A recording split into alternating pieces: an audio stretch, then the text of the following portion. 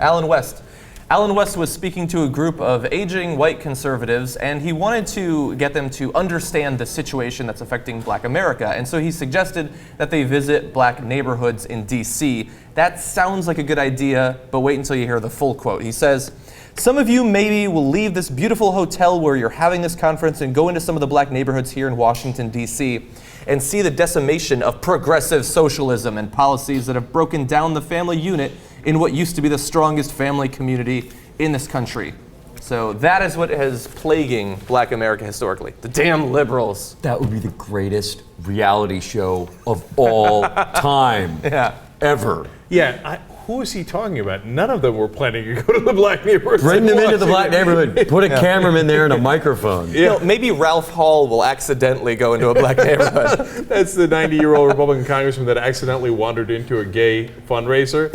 And then when he realized it, he sent out like a message in a panic. "I left quickly. I left very quickly. I put down my drink." Yeah. So he's saying that it's the damn liberals that destroyed African-American communities that these conservatives can't wait to visit on their trip to Washington. You know what hurt Black America historically? Institutionalized racism. Yeah. Inability to get mortgages, inability to get jobs, inability to get ahead in America for decades and decades, and has set them far back in comparison to white America. So along those lines, I want to tell you two amazing facts. There's a million of these, but I just want to share two with you. It was in the Atlantic. Ta-Nehisi Coates wrote about this. A great article you should read called "A Rising Tide Lifts All Yachts." And he pointed out something that I think a lot of people try to ignore. He said, look, it's not just that because of the institutional racism until the 1960s, 70s, and beyond. Or today, right, that blacks suffer. It's also the consequences of that. So even if blacks get into the upper brackets, upper income brackets, you think, well, okay, then we're all equal now.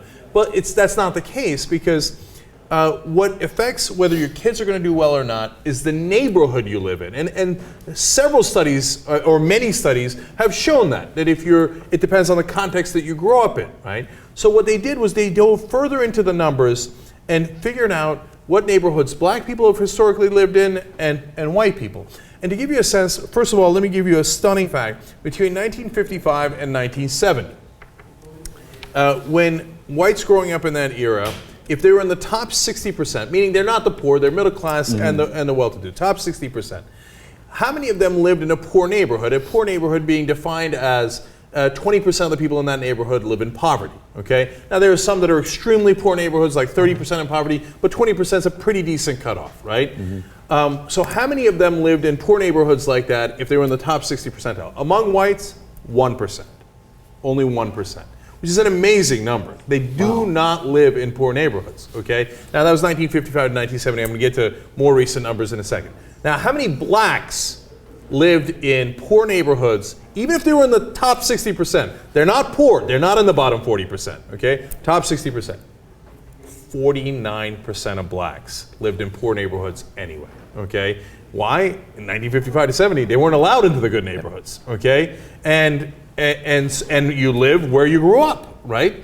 And so even if you were doing well as an African American, half of the African Americans that were doing well lived in poor neighborhoods with, by the way, poor schools, poor infrastructure, poor health, poor context, which then hurt their ability of their kids to do better, right? Yeah. So then we move to 1985 to 2000, final amazing number. How many people, now this is overall, not just people that are doing well, how many people were raised in neighborhoods, again, that were poor, 20% poverty, right? Just 6% of whites, okay? That's a pretty good number. 1985 to 2000, all the way to 2000, okay? Just 6% of whites grow up in poor neighborhoods. Among African Americans, 2 out of 3. It's gone up. 2/3 of African Americans grew up in poor neighborhoods. So that's what when you talk about institutional racism and the consequences of that, it has had generational effects. And so don't tell me, oh, you got a black president, everything's equal. Oh, well, you were in an upper bracket, so everything's equal. Everything is not equal. Now, your reaction to that is different. Coates says that's why you can make a great case for affirmative action. And it's a very fair point. I still disagree. I actually think that affirmative action is solidifying our stereotypes And so I would still do affirmative action based on class rather than race. It's a fair by income. By income, Yeah. right?